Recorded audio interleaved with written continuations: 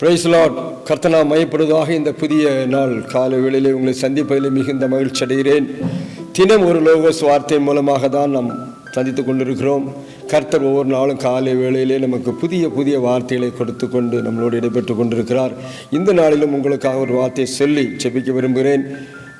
ஏசாயா புஸ்தகம் 45ஆம் அதிகாரத்தில் 2ஆம் வசனம். ஏசாயா 45:2. நான் உனக்கு முன்னே போய் கோணலானவைகளை செவையாக்குவேன் என்று கர்த்தர் சொல்கிறார். நான் உனக்கு முன்பாய் போய் கோணலானவை செவையாக்குவேன் என்று சொல்லி இஸ்ரவேலை பார்த்து சொல்கிறாரு.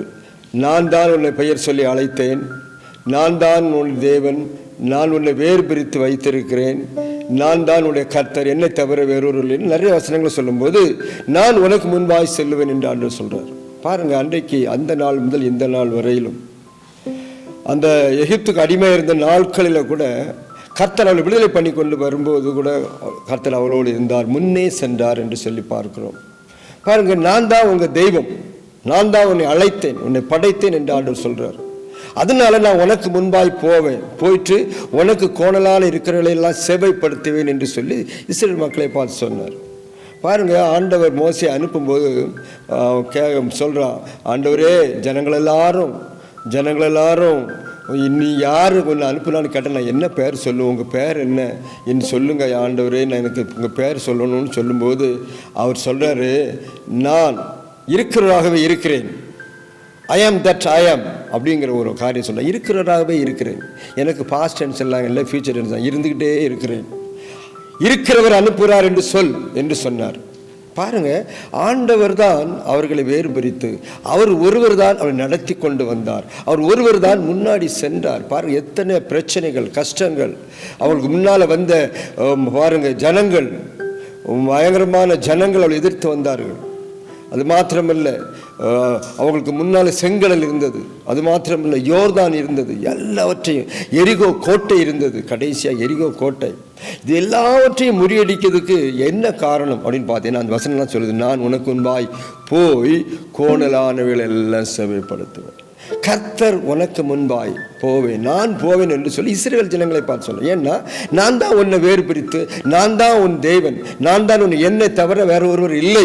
பாருங்க, நான் தான் உன்னை அழைத்த, என்னை தவிர வேறொரு இல்லை, நான் தான் உனக்கு இருக்கிறேன், அதனாலே நான் உன்னை காப்பேன், உனக்கு முன்பாய் செல்லுவேன் என்று சொல்லி ஒரு தைரியமான வார்த்தை. பாருங்க, இப்படி ஒரு ஜனத்துக்கு, இப்படி எந்த ஜனத்துக்காவது இப்படிப்பட்ட ஒரு தேவன் இருந்திருக்கிறார்களா? சற்று யோசனை பண்ணுங்க. இஸ்ரவேலுக்கு அப்படிப்பட்டதான தெய்வம் ஒரு இருந்தார்.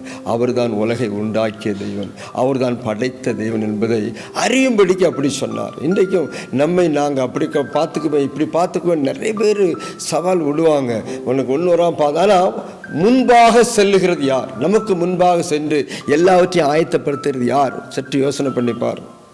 நான் உங்களை பெயர் சொல்லி அழைத்திருப்பதனால, நான் உன்னை பெயர் சொல்லி அழைத்திருப்பதனால உன்னை நான் உனக்கு முன்பாய் சொல்லுவேன். பாருங்க, இன்றைக்கு அப்படிதான் இஸ்ரவேல் ஜனங்களை நடத்தி வந்தார். 30 லட்சம் மக்களை கர்த்தர் நடத்திட்டு வந்தார். வனாந்தரத்தில் சாப்பாடு கொடுத்தாரு, சோத்திரம், தண்ணி கொடுத்தாரு, தங்க இடம் கொடுத்தார், எல்லாவற்றையும் கொடுத்து போஷித்து அவர் முன்னாலே சென்றார், ஜனங்கள் பின்னால் நடந்து வந்தார்கள். இதைத்தான் நான் வாசிக்கிறோம். அருமையான பிள்ளைகளே, வேதாமத்திலே கர்த்தர் பாதுகாப்பாக இருந்தது அப்படித்தான். இன்றைக்கும் அதே ஆண்டவர் தான் சொல்கிறாரு, நம்ம ஆவிக்குரிய இஸ்ரவேலாக இருக்கோம். அன்னைக்கு மாமிசன்படி இஸ்ரவேலாக இருந்தார்கள், இன்றைக்கு ஆவிக்குரிய இஸ்ரவேலாக இருக்கிறோம். ஆபிரகாமின் விசுவாசத்தை பார்த்து ஆண்டவர் உனக்குள்ளாக எல்லாரையும் ஆசீர்வதிப்பேன்னு சொன்னார். இப்போ ஆபிரகாமின் ஆசீர்வாதங்கள் இந்த ஆவிக்குரிய இஸ்ரவேலாக நமக்கு இருக்கிறது. நம்மை பார்த்து இந்த காலவெளியில் என்ன சொல்கிறார் என்றால், நான் உங்களுக்கு முன்பாய் செல்லுவேன், உனக்கு இருக்கிற தடைகள் எல்லாம் மாற்றுவேன். கர்த்தர் அதை பாருங்க, நான் உனக்கு முன்பாய் சென்று கொள்ளக்காரி சபைப்படுத்துவேன், என் சமூகம் உனக்கு முன்பாய் செல்லும்.